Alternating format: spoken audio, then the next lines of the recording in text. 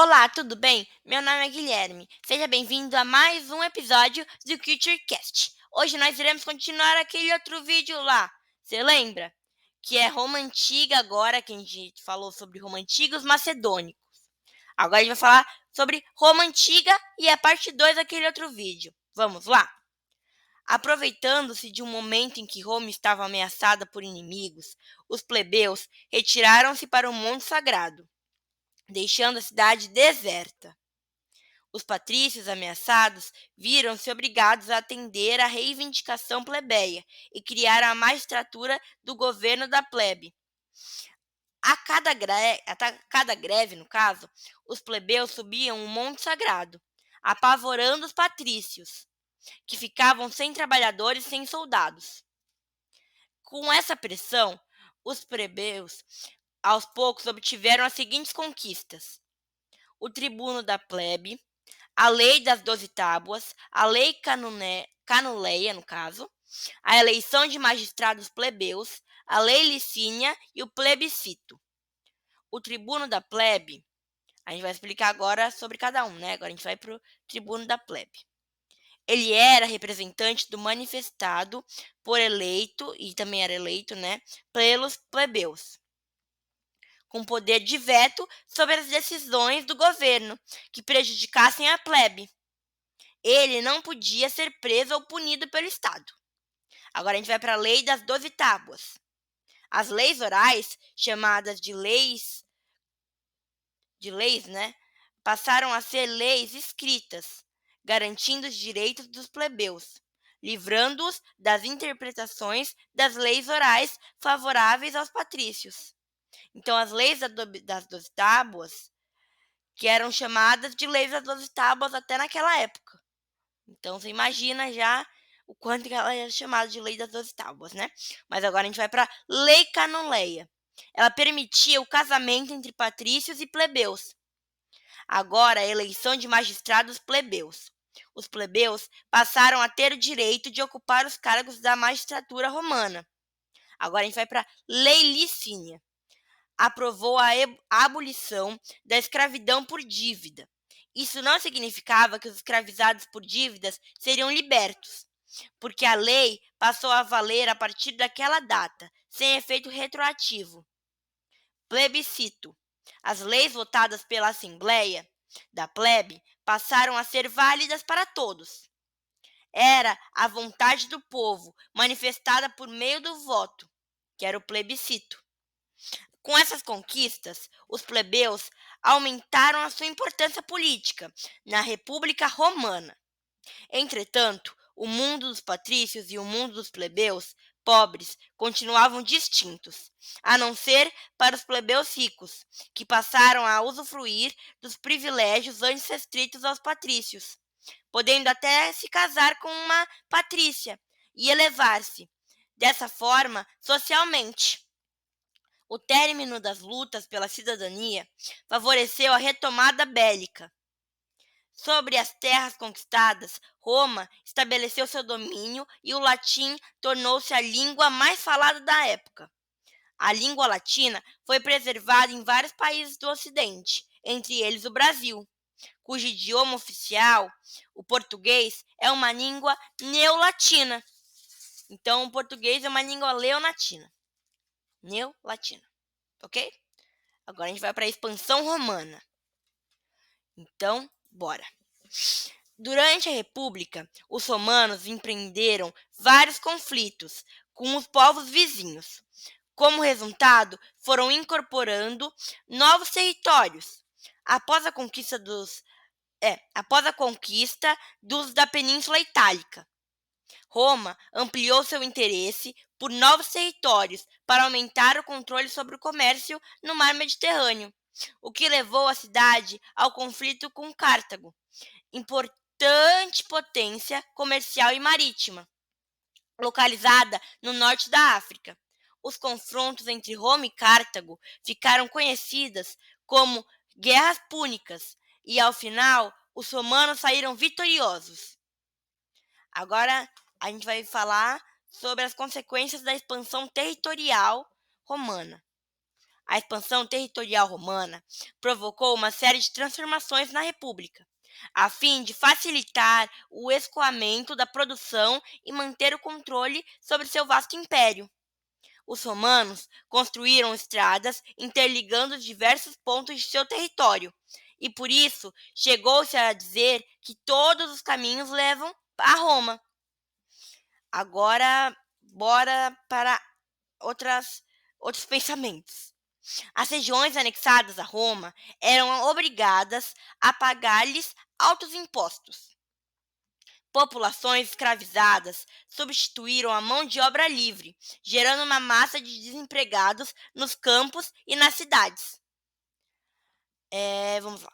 Pequenos proprietários arruinados abandonavam suas terras em direção às cidades, contribuindo para o aumento das tensões sociais.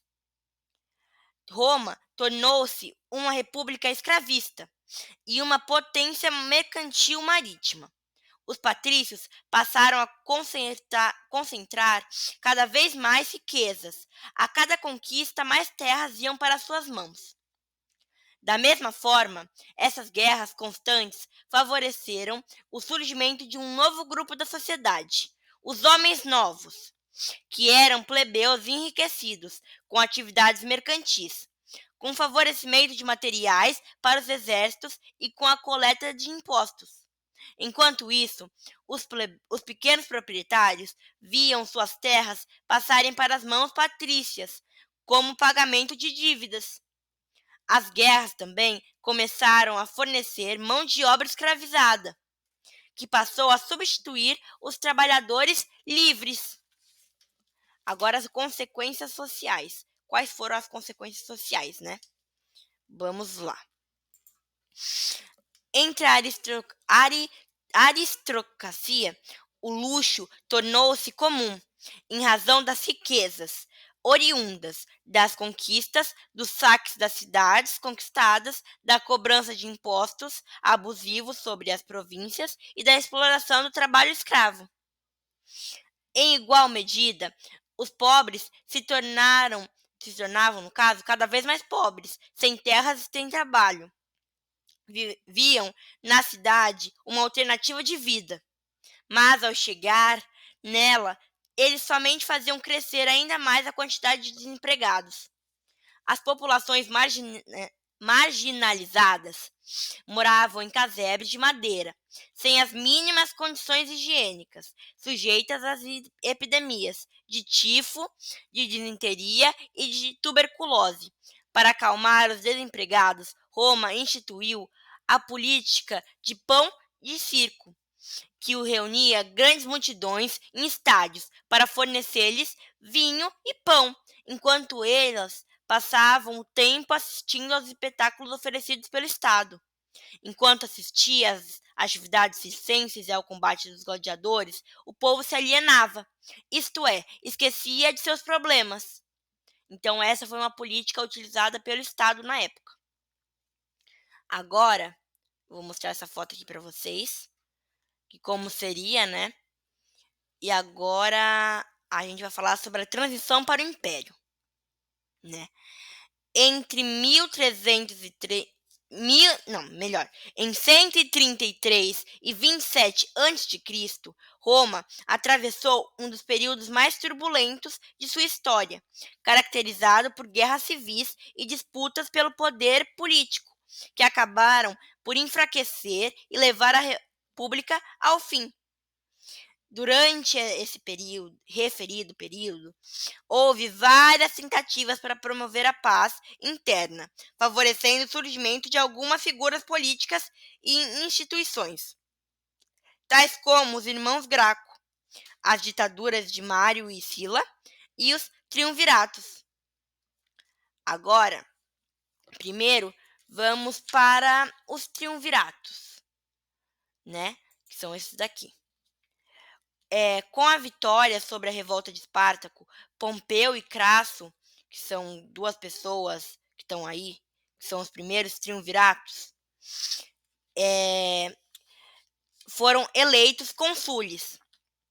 Mesmo assim, a instabilidade política em Roma era generalizada, numa tentativa de salvaguardar a República Romana. Formou-se um governo de três, dando início aos denominados triunviratos. O primeiro triunvirato foi formado por Crasso, rico general que derrotou o Espartaco, Pompeu, um dos mais famosos generais de Sila, que combateu os piratas na Sicília e retornou triunfante das campanhas no Oriente, e César, sobrinho de Mário, que se dizia descendente do herói Éneas, sobrevivente da Guerra de Troia. Em 60 a.C., Crasso, Pompeu e César repartiram o poder entre si e formaram o primeiro triunvirato. Pompeu ficou com a atual Península Ibérica, Crasso com a Síria e César com a Gália, atual França. Em 503 a.C., Crasso foi morto em combate no Oriente e a disputa política ficou entre Pompeu e César. A popularidade de César aumentava a cada vitória. Sua fama cresceu ainda mais com a conquista da Gália e a rendição do líder gaulês. Para controlar o poder crescente de César, os senadores nomearam Pompeu cônsul único. Seguido por seu exército, César atravessou o rio Rubicão e declarou guerra a Pompeu, que foi derrotado na Batalha de Farsália em 48 a.C. e fugiu para o Egito, perseguido por César. No Egito, Pompeu foi assassinado pelo faraó Ptolomeu, que foi destronado por César e substituído pela irmã, Cleópatra. Com a morte de Pompeu, César foi proclamado ditador vitalício e tornou-se o chefe supremo de Roma, lançando as bases do Império Romano. Ele realizou inúmeras reformas, concedeu ampla anistia, perdão a fim de evitar perseguições, combateu a corrupção, ampliou a política do pão e circo e tomou outras medidas que beneficiavam as camadas populares. Os senadores, prejudicados pelo poder excessivo de César, acusavam-no de querer derrubar a república e se tornar o rei de Roma. César foi assassinado, fato que provocou uma violenta revolta popular e a perseguição de seus conspiradores. Após o assassinato de César, o poder político passou para Marco Antônio e Lépido, dois de seus generais, e para Otávio, sobrinho e filho adotivo de César. Novamente, o território foi dividido, ficando Otávio com a Europa, Marco Antônio com a Ásia e Lépido com a África. Lépido foi afastado em seguida e o mundo foi redividido entre Marco Antônio, que ficou com o Oriente, e Otávio, que ficou com o Ocidente. Então ficou assim no final, Marco Antônio com o Oriente e Otávio com o Ocidente. Em Alexandria, no Egito, Marco Antônio apaixonou-se por Cleópatra. Então ele se apaixonou pela Cleópatra. Aproveitando-se desse fato, Otávio empreendeu uma violenta campanha contra ele e, com apoio do Senado, declarou-lhe guerra e partiu para o Egito. Em 31 a.C., Marco Antônio e Cleópatra foram derrotados por Otávio na Batalha de Ácio, e em 30 a.C., o Egito passou definitivamente para o controle da mão de Roma. Com a derrota de Marco Antônio, Otávio tornou-se o homem forte de Roma e passou a ser rodeado de atenções por parte do Senado romano. Até que em 27 a.C., ele recebeu o título de Augusto e tornou-se o primeiro imperador de Roma, encerrando a fase republicana e dando início à fase imperial da história romana. E aí agora a gente vai falar de coisas antes, que agora vai ser Caio e Tibério Graco, que seriam antes dos primeiros triunviratos. Caio e Tibério Graco, vamos lá. Em 133 a.C., Tibério Graco foi eleito tribuno da plebe e propôs uma lei que fixava um limite para o tamanho da propriedade da terra. As terras que ultrapassassem o limite fixado seriam devolvidas ao Estado, que então realizaria uma redistribuição fundiária entre os plebeus. Essa tentativa de reforma agrária despertou a ira dos latifundiários, os grandes proprietários de terras que assassinaram Tibério e outros 300 seguidores e atiraram seus corpos no rio Tibre. Agora a gente vai para o irmão dele, que é Caio. Caio Graco, irmão de Tibério, foi eleito em 123 a.C., tribuno da plebe. Ele conseguiu aprovar a lei frumentária, que obrigava o Estado a reduzir o preço do trigo para as camadas populares. Novamente, os patrícios reagiram e Caio Graco foi derrotado e morto. Segundo alguns historiadores, a seu pedido por um de seus escravizados. Então, agora a gente vai para as ditaduras de Mário e Sila. Para desviar a atenção dos problemas internos, Roma passou a canalizar as tensões sociais para o exterior, iniciando uma nova fase de conquistas militares. Os generais vitoriosos passaram a exercer grande influência sobre suas tropas e tornaram-se lideranças políticas, apoiados pelo exército e pela plebe, que os viam como heróis nacionais. Surgiram, dessa forma, generais que passaram a disputar o poder político de forma autoritária, como Mário, apoiado pela plebe, e Sila, apoiado pelos patrícios. Mário, um general, foi eleito cônsul em 105 a.C. Com apoio do exército, seu prestígio político se deu graças às vitórias militares sobre a Numídia, no norte da África, e sobre os Cimbros e os Teutões, na Europa. Para garantir o apoio militar, Mário reformou o exército, estabeleceu salário aos soldados e garantiu-lhes um lote de terras para assegurar a sobrevivência na aposentadoria. Realizou também reformas políticas, reduzindo a autoridade do Senado e os privilégios dos patrícios, além de aumentar o poder de plebeus ricos. Suas reformas desagradaram, no caso, aos patrícios, que passaram a apoiar Sila. Sila foi eleito cônsul com o apoio da nobreza e do Senado. Em 82 a.C., com a morte de Mário, proclamou-se ditador perpétuo de Roma e permaneceu no poder até 78 a.C., ano de sua morte. Realizou uma violenta perseguição política aos seguidores de Mário. Restabeleceu os privilégios da nobreza e do Senado e anulou o poder dos tribunos da plebe. Suas medidas favoráveis aos patrícios aprofundaram a crise política na qual Roma mergulhou, agravada ainda mais com a morte de Sila, em razão da disputa pelo poder político e pelas revoltas dos escravizados, em especial a liderança por Espartaco, entre 73 e 71 a.C., considerada a mais célebre revolta escrava romana.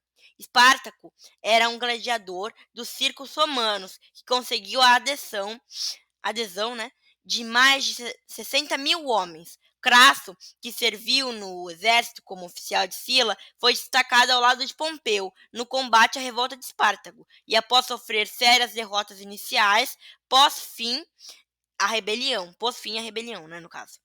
Como represália, mais de 6 mil escravizados foram crucificados. Aí a gente vai ter os primeiros triunviratos que eu já falei. Agora a gente vai para escravidão romana. Vamos lá. Vimos que durante a expansão romana, a quantidade de escravizados cresceu consideravelmente. A escravidão, que já existia na sociedade romana desde seus primórdios, foi um fator importante da história da civilização. Foi um fator importante da história porque gerou impactos e moldou aspectos das relações sociais entre os diferentes grupos da população, como a conquista de novos territórios e as revoltas escravas.